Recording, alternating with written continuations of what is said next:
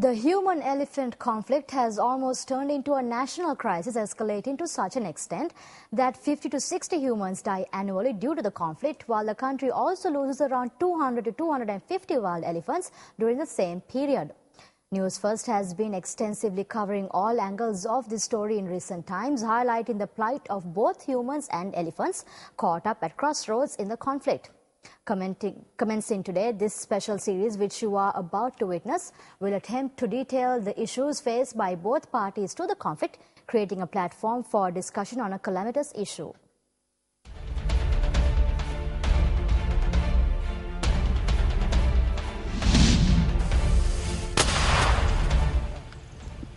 The Asiatic elephant, botanically named Elephas maximus, is sometimes known by the name of its subspecies category, which is Elephas.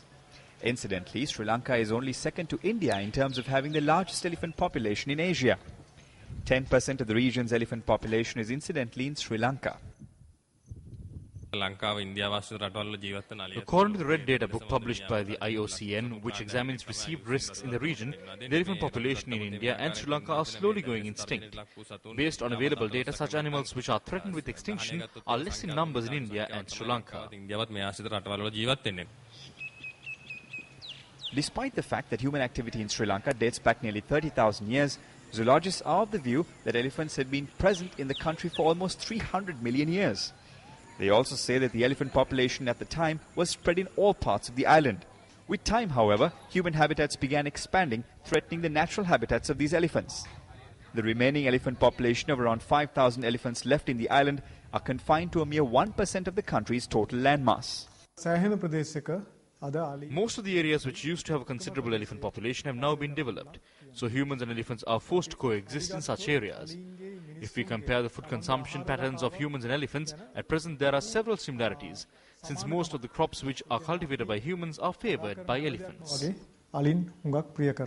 This fact in itself has led to a conflict between humans and elephants. On the other hand, the country's elephants rake in a vast amount of money through the tourism industry as well. Have we been able to maintain an ecological balance by protecting both the lives of humans and these elephants? On tomorrow's edition of this special report, we will bring you details of how these elephants began gradually losing their natural habitats.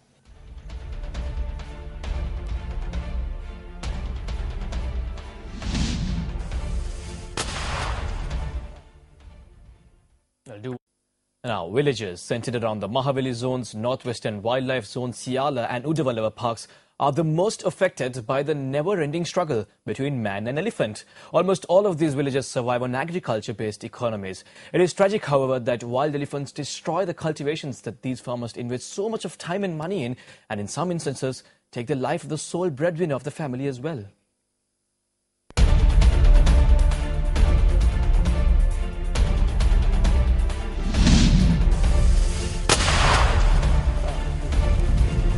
Residents of the Mahaveli zones, northwestern wildlife zones in Yala and Udawalawa areas have an unbreakable bond with nature. They are eternally in their chain of cultivations, paddy fields or even their gardens, and can never distance themselves from their surroundings. However, this in itself has made these villages a prime target for wild elephants. I can't tell you of the suffering I undergo at night. I'm helpless as I live alone. When the elephant attacked my house, I couldn't step out of it. When I finally came out, the elephant was just there. I ran and the elephant chased after me. When the husbands are attacked and killed, it's the women who are left alone at home. It doesn't matter how much we shout out about it, it all falls on deaf ears. Since the authorities don't provide these villages with solutions, they have taken matters into their own hands. The decrease seen in the loss of human life owing to wild elephant attacks over the past few years bears testimony to this fact. In 2005, the number of deaths reported owing to wild elephant attacks stood at 67. In 2006, the number of related deaths went up to 80. However, this figure dropped to 50 by the year 2009. Meanwhile, 3 deaths were reported during the month of January this year. The most recent such incident was reported on the 9th of this month in Lunagambehera. The targets of the rampaging elephant were a hapless mother, father and their 2 children. It flattened their house and claimed the life of the father, leaving the family destitute.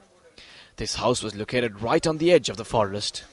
Several days earlier, a farmer in the Nuwaragala area in Polonnaruwa who was on his way to hospital was also attacked and killed by a wild elephant. අලි කැලෑවලට කොටු කිරීමේ සංකල්පයෙන් බැහැරව We will now have to think about placing people in restricted areas for their safety by going beyond this concept, which was initially for elephants.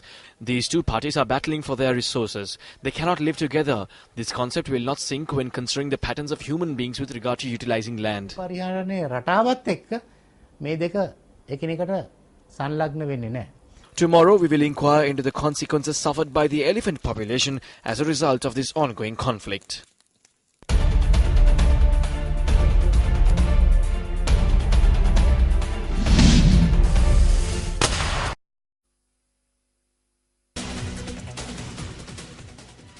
Welcome back. According to environmentalists, the main obstacle in the protection of elephants that are facing the threat of extinction is their movement away from the forest reserve separated for them. They point out that as a result, elephants are killed due to human activity.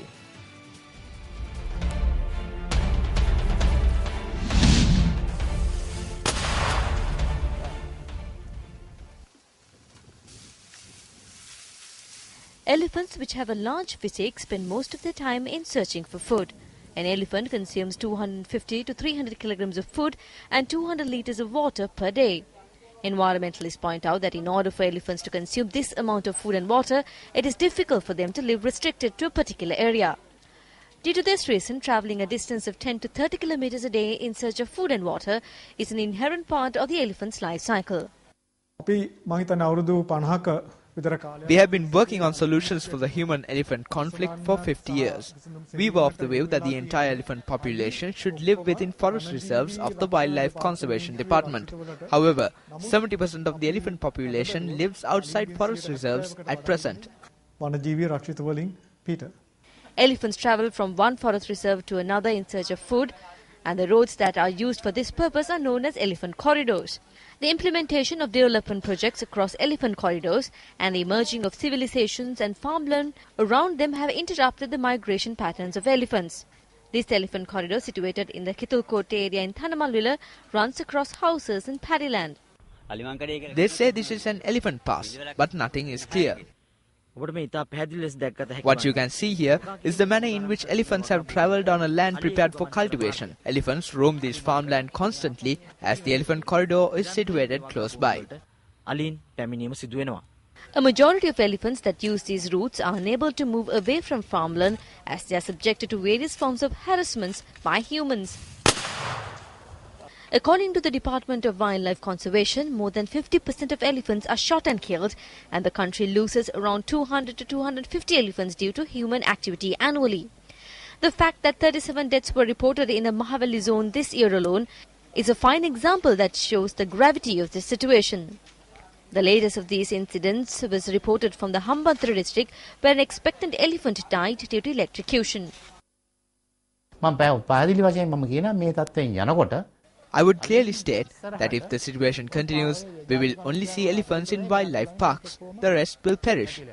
The government too has to understand the situation before it further aggravates and takes action to demarcate these areas and take them out of the development projects.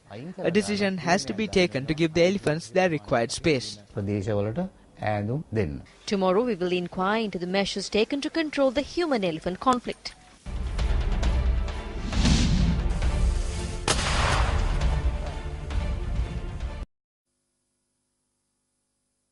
Over the past few days, News First has been revealing the ecological imbalance that has taken place due to haphazard development activities. We pointed out that this is a primary cause of the human-elephant conflict. Environmentalists point out that certain remedial measures taken to find a quick solution for this problem are short-lived.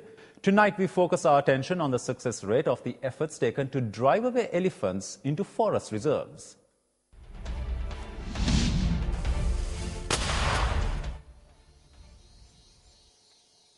According to environmentalists, 50% of the elephants in the country live outside forest reserves. With the threat of wild elephants increasing over the recent past, the Wildlife Department took measures to drive these elephants back to their habitats.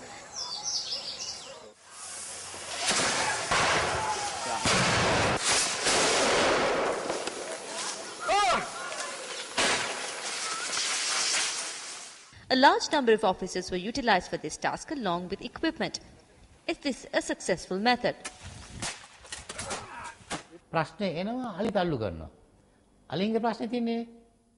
When problems arise, they drive the elephants away. The elephant problem remains not within. Before this group returns back home, the elephants are at large once again. You have to address the root causes of the problem. You have to see whether there is food inside these sanctuaries, whether you could find water, and whether there is ample room for the elephants to live. If these questions are answered, we will be able to obtain a satisfactory result. However, the Wildlife Department points out that the program to drive away elephants take place subsequent to analysing the problems faced by these pachyderms. We drive these elephants to areas where they can find ample food. If we direct the elephants to areas where there is no food, they might destroy the crops in the vicinity. Firstly, we make sure that the proper environment is created, and only then do we drive the elephants away. On the other hand, environmentalists point out that elephants do not show much enthusiasm to stay inside forest reserves. අලි පැන්නුවට පස්සේ අපේ වගකීමක් තියෙනවා බලන්න. After chasing the elephants away, we have a responsibility to find out what happened to them. After restricting these elephants to forests, the health condition of these elephants deteriorates. This results in the death of many elephants. ජීවිතක්ෂයට පත්වීමත් ඉතා විශාල ලෙස වැඩි වෙනවායි කියලා. Due to these reasons, environmentalists point out that restricting elephants to forest reserves is not a successful method. අපි තවත් විශාල අලි ගණනක් ඒ ප්‍රදේශයට By restricting a large number of elephants to just one area, problems arise. This method is not a successful method to address this problem. ඒ රක්ෂිත යොමු කිරීම කවදාවත් සාර්ථක වෙන වැඩක් නෙමෙයි. News First will take a look at another method utilized to minimize the repercussions of the human-elephant conflict tomorrow.